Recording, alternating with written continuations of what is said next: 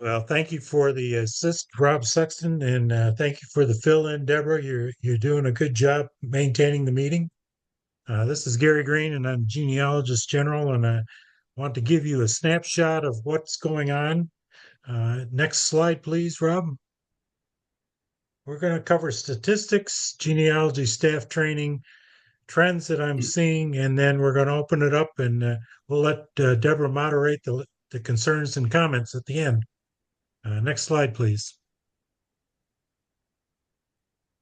This is the start of the Genealogist General Report that's going to be in the leadership book if you're going to leadership.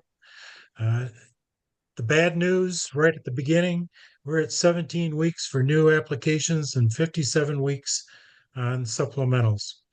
And the good news is, I think this is the worst it's going to be, as I think we're going to start picking up here next week and we'll start reducing that backlog.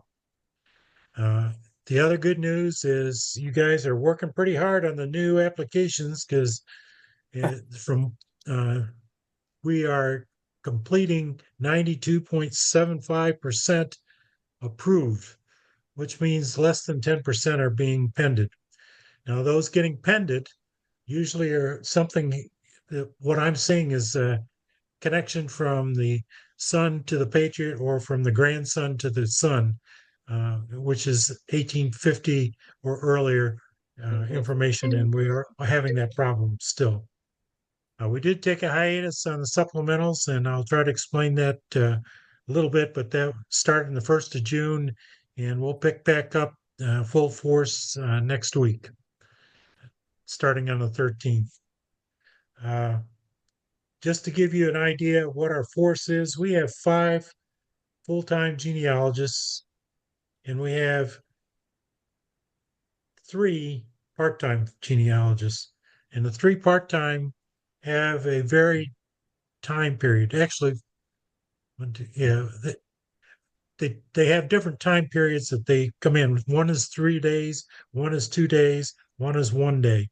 So we have the equivalent of about 6 genealogists on staff at this point.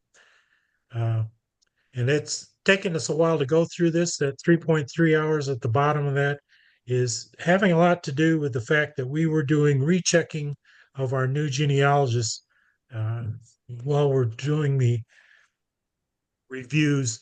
The new genealogists do their part. The rechecker would check it, go back, do some more training, and trying to get us everybody up to speed. Next slide, please, Rob. Looking at what we got, uh, we're looking at the number of applications that came in 2024, 2023, 2022. When we finished up with August, I think we had something like 800 applications that came in August this year, supplementals, new memorials combined. So it's going to be a bear when we get to um, December and January. Uh, we registered about 1,578 or 315 per month so far this year.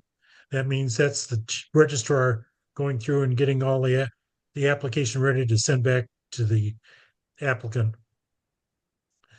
Re-reviews, we had 140 flagged.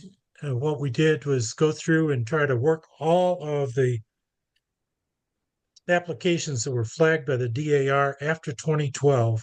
Anything that was after 2012 that had a DAR flag, we went through, checked on it, we flagged it in the PRS so that you'll know beforehand that you really don't want to work that without solving the flag. I think we're in pretty good shape there. We had some great volunteers come from Tennessee that helped us out and got the paperwork taken care of in the vault, and everything's in the PRS, I think, at this moment. We did have 19 that were expedited during this time frame. This is from 1st of June to the end of August. The backlog, we're looking at 1,230 new member applications. That's juniors and regular. and then 1391 on the supplementals and 13 on the memorials. Next slide, please. Gary, can I ask a quick question? You may. Uh, what do you do with an application? If you get one, it's red flagged in the DAR, but we've already started re-accepting applications on that Patriot again in SAR. I mean, is there some notation that's flagged in DAR, but SAR accepts it? How are we I handling don't that? think I don't think we have a annotation any place that says we're accepting it versus the DAR. I think what we would expect, and Deborah can cover me on this one, but what I would expect is that you're explaining what the DAR flag is and why you have solved the DAR flag, and then continue on with what we're doing. If we don't have if we accept that, we're going to accept it. I don't know, but we don't have a marker that tells us that. Okay, well, I've had a couple that were red flagged in the DAR, and I wrote a proof argument and got it accepted by SAR. And then we did a test case with the DAR to see if they would also follow suit. And, that's like throwing pine straw into the wind, but, uh, that didn't work, but SAR accepted the application. And I think we have a capability in the PRS that you guys can't see, but the staff can see. It's an annotation or notation for the genealogy staff to talk among themselves. So if they've got something that they've approved and they realize it's contrary, they could put it in that section, contrary to the DAR. They could put it in that section so the next genealogist can look at it and say, "Oh, okay, that's why we're accepting it." So there's a Okay. capability of doing it, but you wouldn't see it. Ron, the one that you're talking about that you cleared however many years ago, that was before we've done is what we're doing in PRS right now. So Yeah. go ahead and send me an email tomorrow with that ancestor's name, and I'll go ahead and make sure that we clear it in the PRS and make a notation about it, because it may have accidentally gotten flagged with this last bunch. But we do have the ability, like Gary said, to go in there and make a notation and clear that ancestor the way you've done it on that one. So just send me an email with that tomorrow. Okay. Thank you. Uh-huh. Hey, Vernon, Gary, Neil Vernon has a question. Yes, go ahead, Neil. Yeah, Gary, if we could go back one slide. Okay. I just want to have the clarification and understanding. The item to need to address 900 that are flagged by DAR that on applications that have been approved before 2012. Is this only to notate that in the PRS system that they have been flagged by DAR and no future applications will be approved on that Patriot, or are you trying to flag previously approved applications as well? Now, what that is saying is there are 900 applications in the PRS that we recognize the DAR has flagged. Doesn't mean that we would necessarily flag it, but it means use some caution. If you can clear it, just like Ron was doing, then clear it, but be cautious. If it's flagged in the DAR and you don't know why, you've got to solve that to protect yourselves. Don't send in an application that is flagged in the DAR without saying, "Here's why they flagged it. Here's what I'm going to do. Why we're going to accept it." So knowing the DAR, and don't want to take too much time here. They often say why they're flagged, and if it's not pertinent to our application, should we make a notation with this submission that we see the flag, but it doesn't apply to the lineage that we're working on? You need to have an explanation. I would say that would be a proof argument saying, "Here's the reason why it's flagged in the DAR. Okay. This is the accept. This is why we're fixing it. This is how we're fixing it," and continue on. And then you're just basically telling the staff genealogist that you realize there's a problem, but it's the DAR problem, not our problem. Okay, thank you. Okay. Need to do some explanation a little bit for where we are and what has happened to us in the genealogy world. We've had construction in the building around the genealogy staff from September to December last year, and then it picked up again March through the end of August.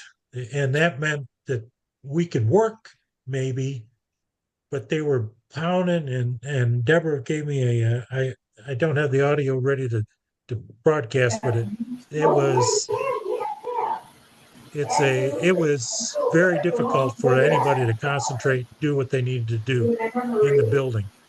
So a lot of the staff went home, tried to do it from home, and that's okay as a stopgap, but a continued effort on that part was not conducive to getting our applications approved.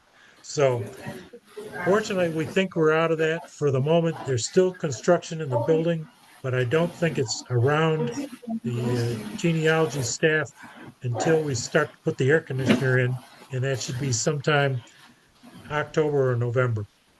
And so we'll get a little bit of disruption there, but I don't think it's a long term. We did have one staff retire and then three dismissals within the last year. And those dismissals disrupted us to the point where we were down to four experienced genealogy staff members, three of which were full time and one was part time. Now we're up to four experienced uh, staff members. We have two full time hires, two part time hires, and they will have completed their training sometime the end of this week. If we can check our mute again, folks. Mike, Right. I think it's Mike Jones from Michigan. If you would mute yourself, we can hear background.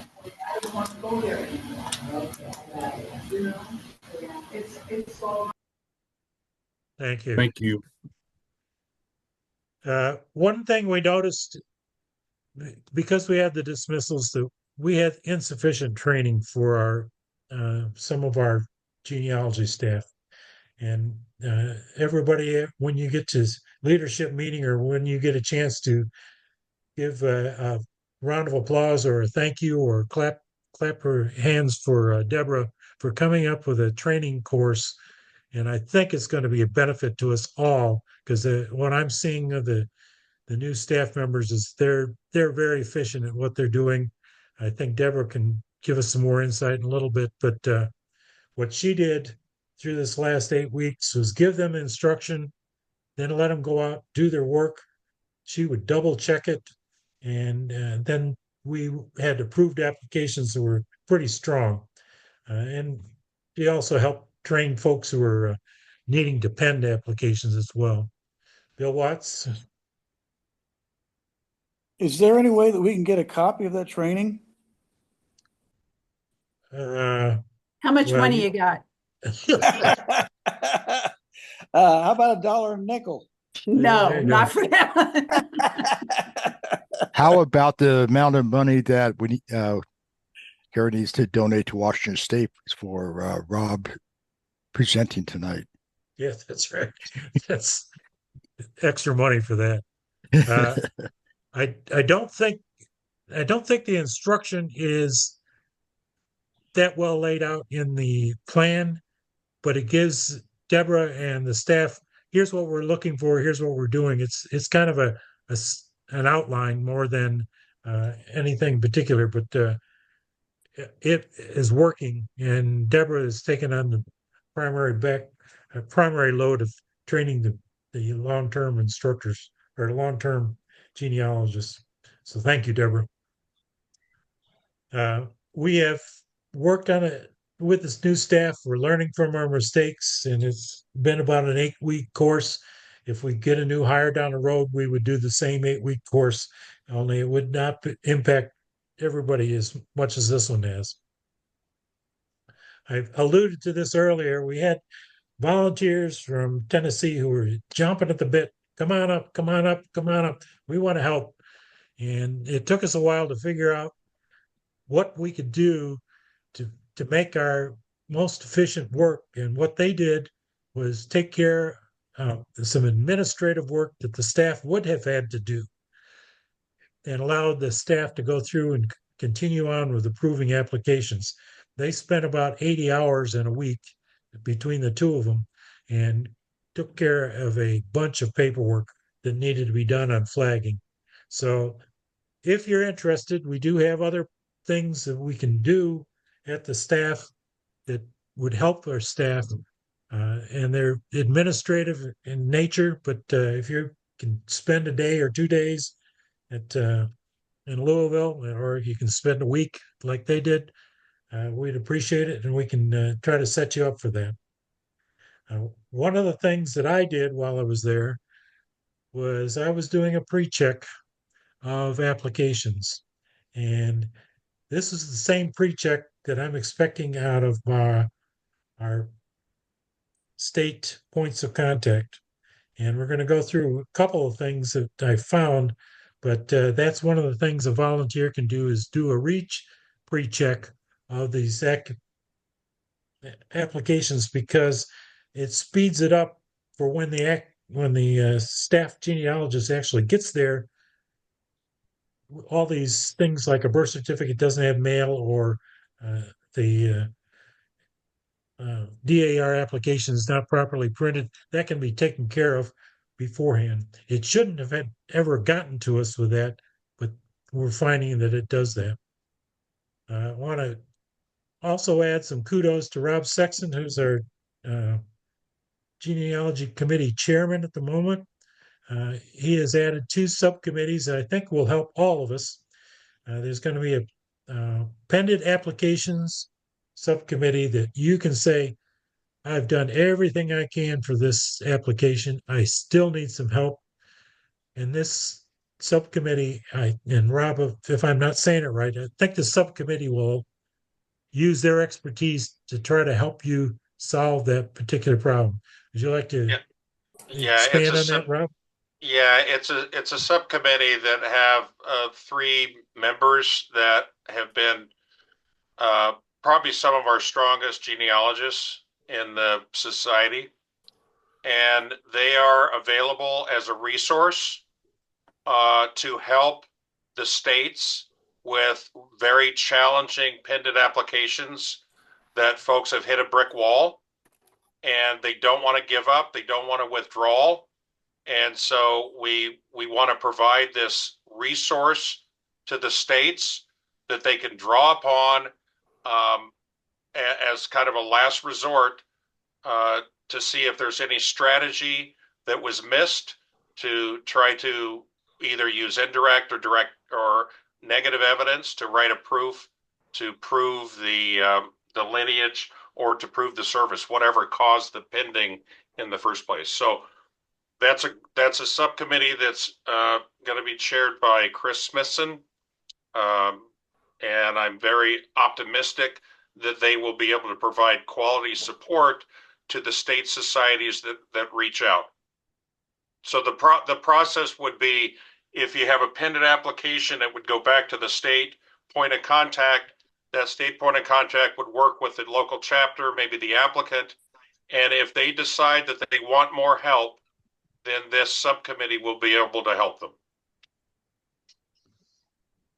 And next part is the proof argument preparation, or proof argument form that we've kind of sent out for some folks to review. We may not completely be knowledgeable about it, but we're running it through our genealogy committee at leadership and getting feedback from them. And then we're going to try to put that out as something, as an alternative to doing the board certified genealogist proof argument activity. Okay, Robert Vance, what can I do for us?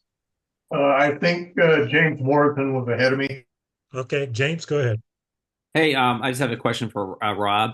Yeah. How many people are on the subcommittee, the pending subcommittee? Right now, there's 3.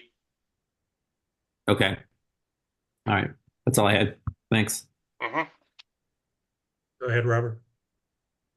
Yeah, another question for Rob. That process for the pending applications, do we send a request to you or to Chris? Again, we'll get this set up and firmed up at leadership, but I would suspect that the routing of this would go from the genealogist to the state point of contact to the chapter register, and the chapter register or the state point of contact would reach out to Chris directly as the chair of the subcommittee. Okay, thank you. Did that answer it? Yes, Right, I'll okay. work with Chris. Thank you. Yeah. Okay, the last bit of information is to let you know that we're going to start reviewing supplemental applications next week. It's been on a hiatus because our focus has been training and then getting our new member applications approved as quickly as we could. But that meant the supplementals have just they haven't moved from the 1st of August since June. That's the last, that's an application that we're starting to work on. So hopefully they're all in good shape and we'll just continue on and we'll start picking up, reducing some of that backlog there. Okay, next slide. Hopefully 92.5%, right? We're open. Okay, next slide. We are getting better applications and pat yourselves on the back for doing that. We need to keep that going. We do have some problems with state points of contact changing. It's almost like changing underwear in some societies, and they're probably not on board on this meeting. But if you get the inkling that you're going to change your state point of contact, please notify me or notify Denise Hall so that we can get it changed. The staff will send back any communication to whatever the last state of point of contact that we have.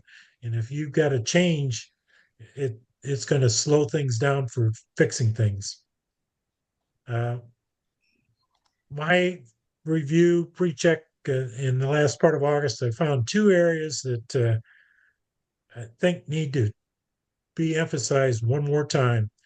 Birth certificates, we need a birth certificate that states the applicant is a male. Passports don't hack it. Driver's licenses don't hack it. It needs to be a birth certificate. And I have yet to find a society, or excuse me, a state that doesn't allow you to get a birth certificate. So it's all the yeah buts. You still need to go and ask for a birth certificate. Gary, Neil, may go I ahead. ask? But I've encountered a situation lately, and I don't think this application is actually completed yet, but the applicant was born in Japan of American parents, and he has one of those State Department registrations or something, and it does not give his gender. I don't know what else we seems like we came up with something, but it does not state it on the. He does not have a birth certificate from a state. You know, it's issued by the federal government, and it just doesn't say his gender, and it's not going to be possible to get one that says his gender. I think there's a way. I think you can get that. There's a form, and I will have to get it from Denise. She gave me the right name for it that you request for an overseas birth that meets the requirement. I think So we it's may have to citizens do born abroad, isn't it, Gary? that's the right phrase I remember. Go ahead and say it again, Deborah. Citizens born abroad. Deborah's right, because my daughter was born in Greece and she has a State Department birth certificate that shows that she is. Where do I get that form? I would Google citizens born abroad, and I think it comes up. Just make up your own, Ron. just make one in Word. It'll be fine. It'll be fine. Yeah. Okay, Neil, one more time. Yeah, another thing that I've had to do one for an adoption where no name was on the birth certificate. Actually, it just said boy, and had to do affidavits for court affidavits for proof of that and that adoption. Okay, that one sounds like off the wall. Okay. 99.9% you can get the birth certificate, guys. So get out there and work it. DAR applications seem to still be a problem. We're not accepting chapter copies, and we need to include the copyright notice on the footers of each page. Denise has been sending them back saying you need to put the footer on, and I'm still seeing it. So next slide, please. Everybody will recognize this is the first page that you get when you get a new DAR application. And you'll see at the very bottom, there's some squiggling there. And I'll explain that a little bit later. This page, though, is a throwaway. You don't send this to the DAR or to the SAR. You're going to throw this page out. Next slide, please. This is the page we want to see. Now, what I saw most of the time when we needed the documentation, look at the arrow down in the bottom. That's where we need to see the copyright notice, but people are blowing up this main information and not including that copyright notice. This is a legal document that the DAR, or a formal document that the DAR has published, and we need to put that copyright notice. So next slide, please. This is what the copyright actually says, and it goes specifically for that particular application that you got, but it does have a copyright notice, and it says Daughters of the American Revolution, all rights reserved. We need to be able to be smart enough to say, okay, I see the copyright at the bottom. Not that I can read it because it's pretty tiny, but I can see it. Hey, Gary, Bill has a question. Yep, Bill Edelin. Yeah, Gary, only because I've been involved with 2 DAR applications. When they send out the approved applications now, they do not send their new members anything other than what you would call that chapter copy. So I was trying to then get from DAR an official record copy. And the answer I got was, well, when it gets in the system and documented, you can order it. And that's their plan for making money. And you know that dollars are required to be a DAR participant. So I understand. I'm just saying there's 2 DAR applications I helped work on, and both of them got approved, but they only get their chapter copy equivalent back with their certificate. Don't accept that as an SAR member. I understand. Wait until it gets published and then pay your $10 and suck it up. Okay, next slide, please. So I want to thank our genealogy staff member. I thought, Deborah, did you see anybody else on here with us tonight? I think JC. I think JC's here, right? Yeah. Oh, JC, you want to introduce yourself? Thank you for coming tonight. Hi.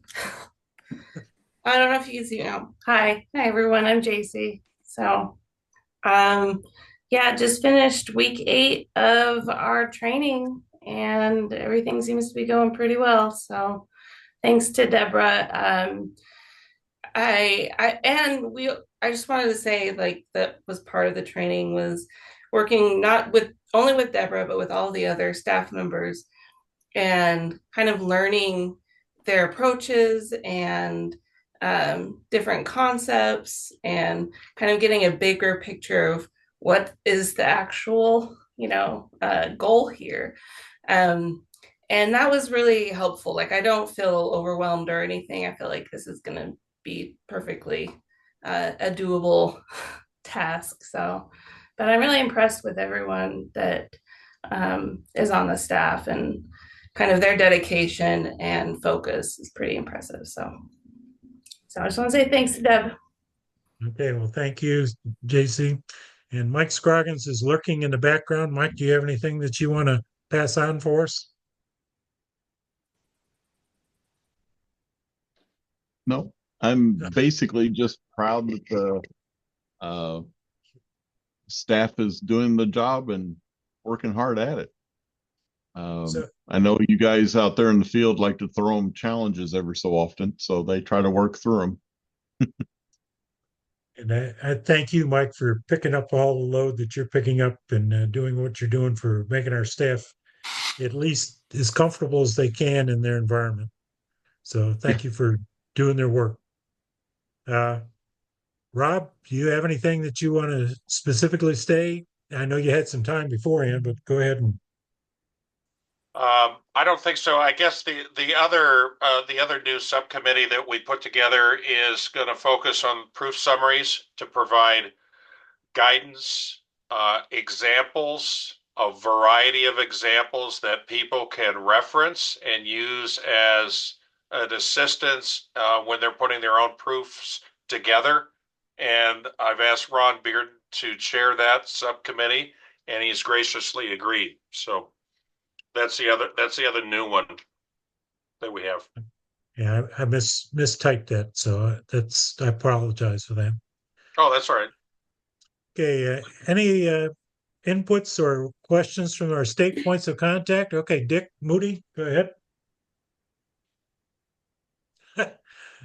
Unmuted. So, Rob, how soon do you think that those draft examples of proof arguments can be put forward? Because all I see is what's in the manual now. Yeah, I know that Ron and Deborah, and by the way, I guess I should point something else out. Each of the subcommittees that we have has a staff member, a staff genealogist assigned to that particular subcommittee. So JC is assigned to the APG. I'm mentioning this because she's on the call. JC is assigned to the APG subcommittee. Deborah is assigned to the proof summary subcommittee with Ron. And I know that Ron and Deborah and David Lambert is also on that subcommittee. I know they have been exchanging some examples in the last week because we just formed these about a week ago, right before I went on vacation. I know that they've been exchanging drafts of samples, and I would say give us another. I don't know. I hope that we've got them by leadership. Let me put that out there as a target, which is 4 weeks away. The reason I ask is, like with our chapter, our registrar and our genealogist, myself, will be moving to other offices, and we'll have a new registrar starting with this next year. So I don't know how many chapters around the country are going to have new registrars coming in, but I think that would be very helpful. Oh, for sure. Yeah, for sure. Great. Thank you. Sure. Rob, if I may add something to that, we also need to keep in mind that the committee, it needs to be brought before the committee, the genealogy committee first, to kind of really get at least my understanding is they want to get a buy-in and get them to kind of flesh out things on it. So then that way we can have them understand, and that way they can be able to let everybody else know kind of what's in the mix on that too. So yeah, that's the adoption. We need to formally adopt the one-page forms that we have circulated to folks. Gary sent those out, I don't know, within the last 4 months, I think. And so the full genealogy committee needs to approve the adoption of the use of those forms as an alternative to doing a full proof summary that many of us have been doing for years. What we're trying to do is to provide an alternative to folks that don't write proof summaries every day, and to provide an outline and a format of something that might be simpler and give more guidance on how to craft something, how to construct a proof summary. And so hopefully that will be approved during a genealogy meeting at leadership. Jim Clausen in South Carolina. My hope is that we get away from snail mail and start getting the digitalized world of 21st century, where we can just digitize everything and send it to the national level and get approval at that state rather than going through the mail. It's a good plan. We have a committee that is dedicated to doing that. If they get approval from XCOM, they would have about a 13-month window to accomplish what you're asking.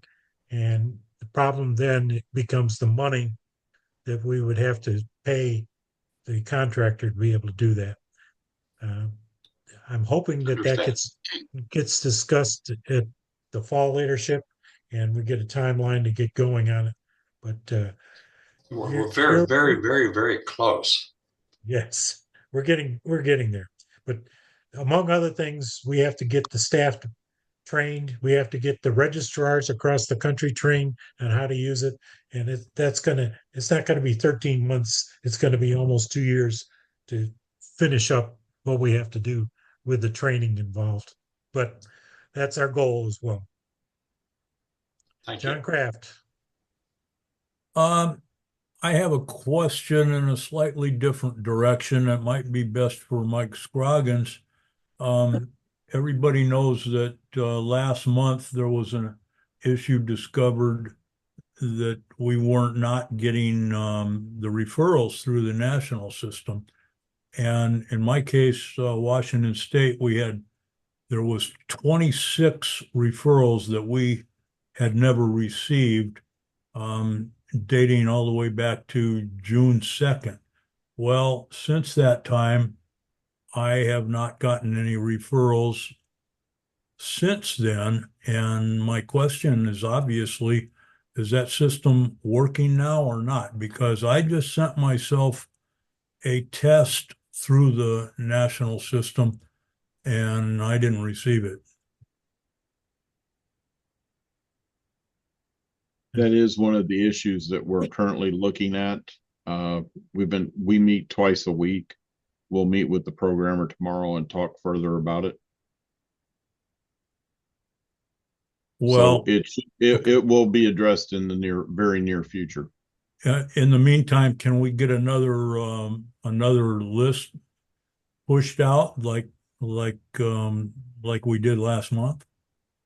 Possibly, yes. Okay.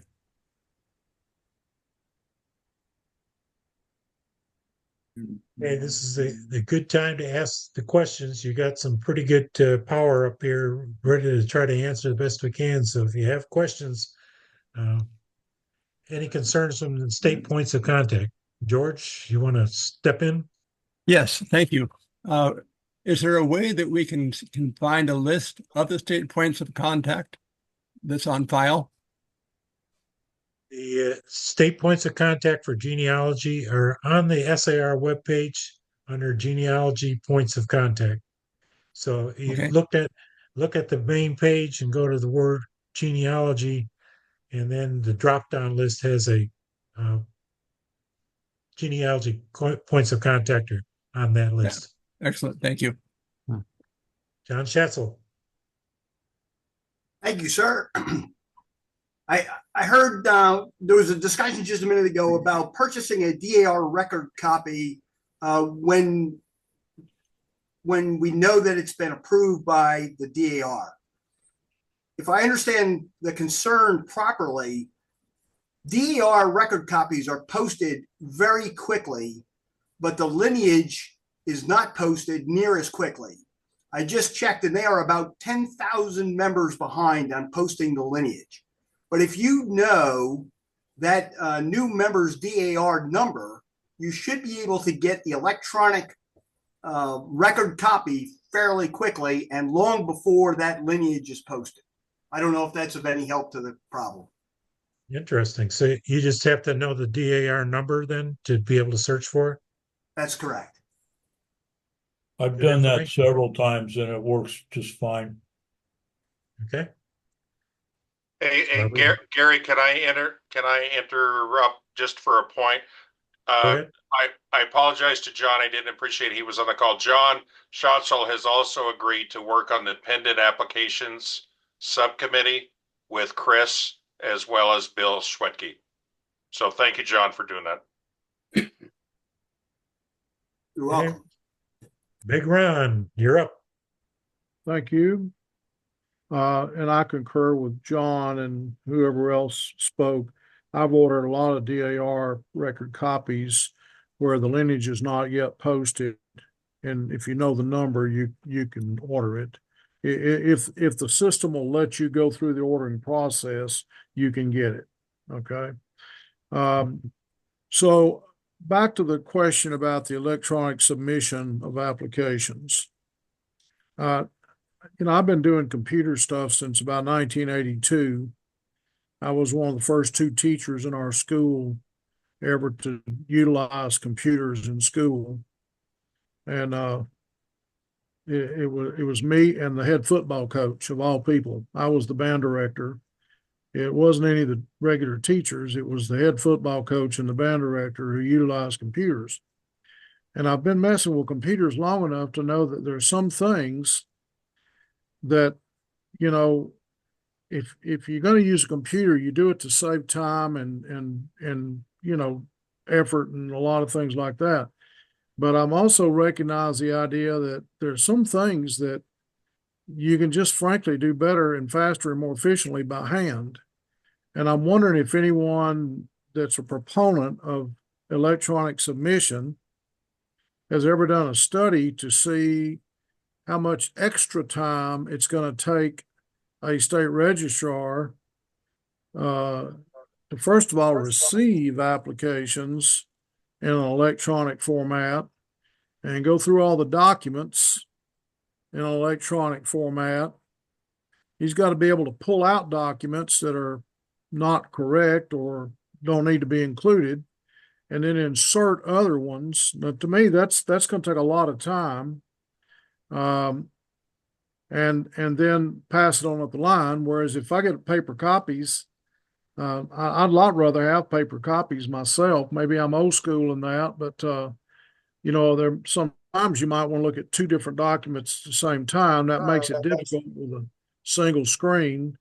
And I'm real concerned about the electronic submission and wonder if I've got new registrars. I'm working my hardest to try to train these guys, but they're not even real familiar with the basic functions of certain keys on their computer, and for them to submit an SAR application to me electronically, I think is well above their heads. I don't see that they can ever do that, and I just have a lot of concerns about it. And I think the old-fashioned way of just paper submission, in a lot of ways, I can do that, and if everything looks good, I can sign off on it and then move it on up the line pretty quickly. But if I've got to pull documents and then reinsert documents and all that kind of stuff, I just got some real concerns about it. And it may be that's what you need to do is you get it in paper, but eventually it would go to staff as a full set of documentation. And then who's going to scan all that stuff? Well, we've got to learn how to do something. We got to get to the 21st I know how century. to scan, but there's a difference between reviewing an application and signing off on it, and then reviewing it, signing off on it, and having to scan every document to send to national. Yep. Can I respond to Patriots Reardon's conversation? Sure, go ahead, Jim. In South Carolina, in the last year and a half, I've been the registrar for the state. We went to 100% online applications. So what I've encouraged all the applicants across the state, the 24 chapters that we have, is to fill out the application online and then send me the documents via email or to my Dropbox so I can compare them before time. and I can look at them and print them out and make sure that they're right before I send them into to the NSSAR. So far we've had 90% approval on the applications at NSAR by doing that application process. So I would encourage everybody to use the online application process. Okay, thank you. Deborah, you've been patient. What can we do for us? Well, I just wanted to, I'm not going to weigh in on the electronic applications or the scanning, because that's a whole different conversation for a longer period of time.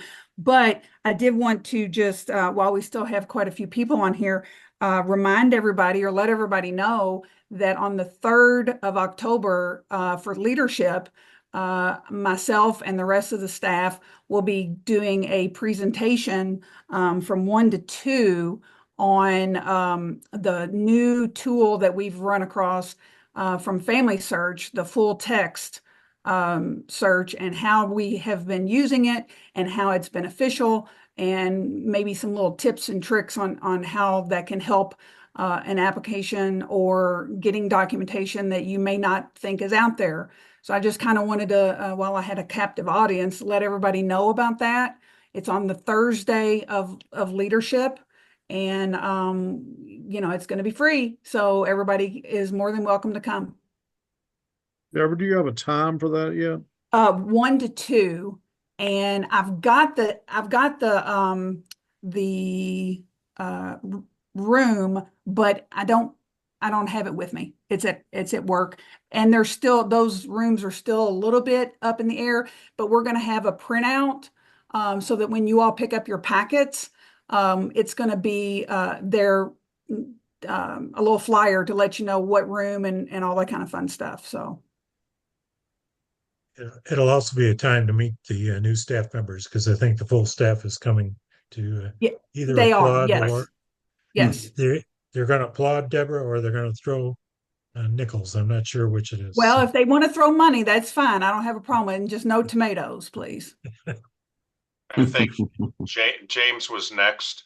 Yeah, James, are you still up? Okay. Tim? Yes, I was just going to say what Deborah was saying. I have used that AI tool and it's unbelievably good. I actually have located another ancestor. Don't know if the guy's a patriot, but I strongly recommend that anyone and everyone get in there and play around with it. Use your own lineage, just do searches, and you'd be amazed at how much stuff that you had never found in the past pops up. That's all I had. Okay. James, I keep cutting you off. Go ahead. Oh, that's all right. That's all right, Gary.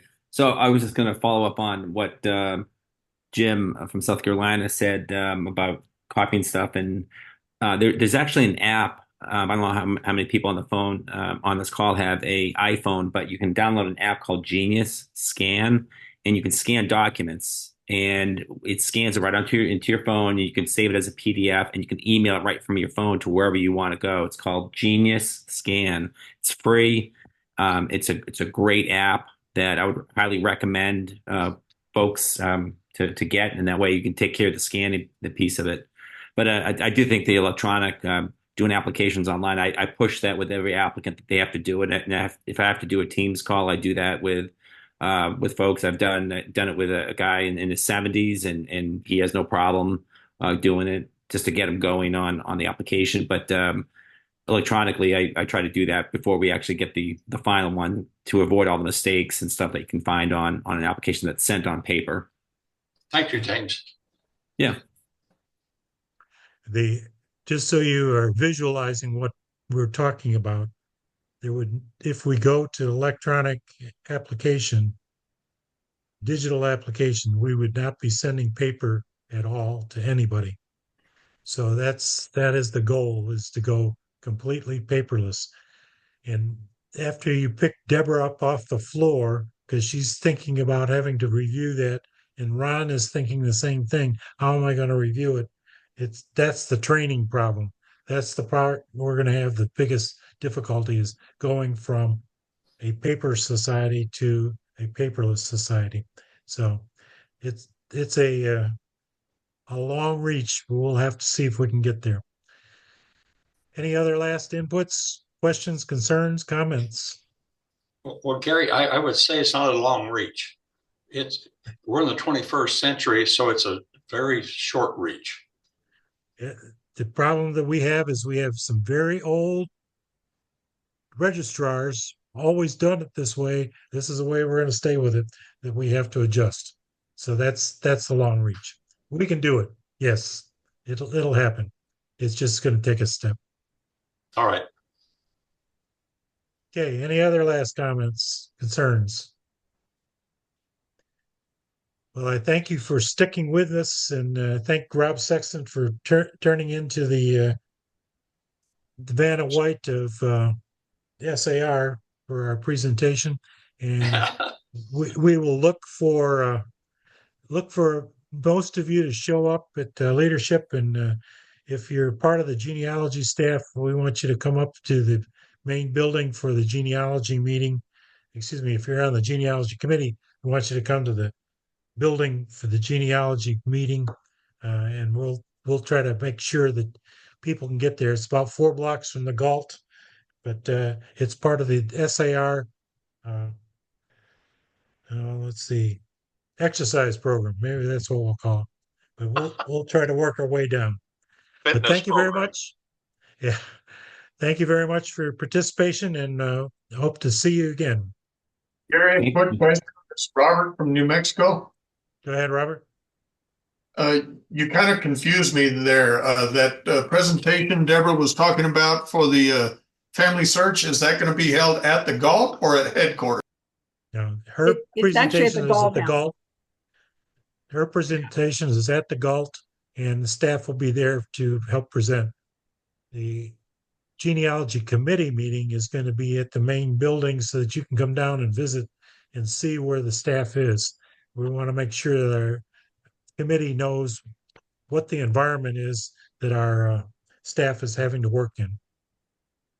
Okay, thank you. Rob, do we know what time the genealogy committee will meet on Friday? I'm Ron, I'm pretty sure it's at 10 o'clock. Okay. And it will be at headquarters. It'll be at headquarters. Yeah. Yeah, as Gary mentioned, we're having it at headquarters for a couple of reasons. One, we want to make sure that everyone interacts and meets the new staff that we've hired since the last leadership meeting. Secondly, most importantly, I think, is we have an OWL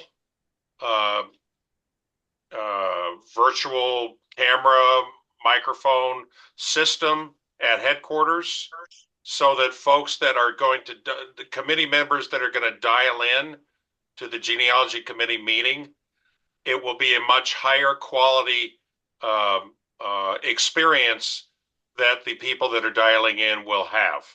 In the past, we've used a laptop, we've used, speakers, and it just has not been very beneficial to people that are dialing in. So we're trying to improve for the folks that can't make it to Louisville, but can still get a quality presentation on the information we're presenting and have an opportunity to voice their opinion and vote. So that's why we're doing it. Robert? One more question from Robert, looks like. Yeah, Rob, what I'm hearing is, and if you can clarify for me, non-genealogy committee members are not invited to this meeting? No, that's not true. We have all of the actually, I was talking to another member this afternoon. All committees, except I suppose maybe XCOM, even though maybe that's open, all those committees are open to any member that wants to join or wants to listen, sit in on the meeting, listen to the information that's presented. The reason I said that genealogy committee members will be invited is because those are the only folks that I know want to go. And so if another member comes to leadership and wants to go to a meeting, I'm not going to know ahead of time. And so we will certainly put that in the packet that people will pick up that are attending leadership, they will know that the genealogy committee meeting is being held at headquarters rather than at the host hotel. Okay, thank you for that clarification. Yeah, anybody, all these meetings are open to any member. Dick, you got a question? Yeah, Rob, will that be the online access be available if you're not a committee member? Yes, I just need to. We need to figure out how to accomplish that. Because I'm not gonna know who's interested, right? And I guess what I get, maybe this is the best forum. If you are aware of any members who would like to dial in to the genealogy committee meeting that are not members of the committee, please let me know, and I will ask Mike if he can help me out and create a distribution list for that. Yeah, Rob, we know where you live. Yeah. Yes, you do. Yeah. Bill, you got your question? Yes, sir. I've got another commitment for those days. Are you going to publish the Zoom meeting or the like the minutes of the meetings? We always take minutes. We always publish those minutes. What I would like to do, because there's a higher quality, we'll get a higher quality meeting if we use the equipment at headquarters. I'm going to see if we can record it, just like we've recorded this meeting tonight. It's being recorded and it'll be available for, display. I guess we put it on YouTube or somewhere. Is that what we do? Yes, we do. Yeah. So we're going to try to do the same thing with the meeting that we're going to hold at leadership. Where do you post the link on YouTube? I've got it on my YouTube webpage. This is Gary Green, and I'll end up sending out the link after we post it so that you can take a look and work from that. And I'll use the distribution list that I used to invite you to this meeting. So that's about great. 450 Thank you so much. members. Thank you so much. Rob, will you send out a Zoom connection prior to the genealogy committee meeting so that we can distribute it in our various states to our chapter registrars prior to the meeting or something like that?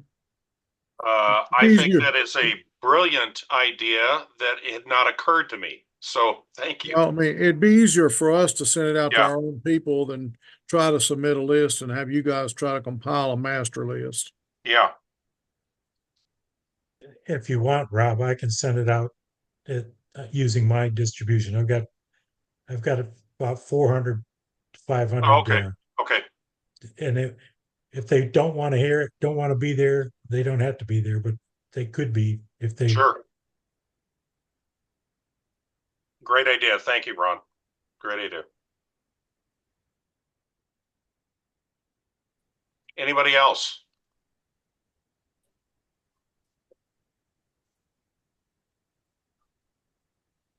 Okay, seeing no other hands raised, Gary, thank you very much.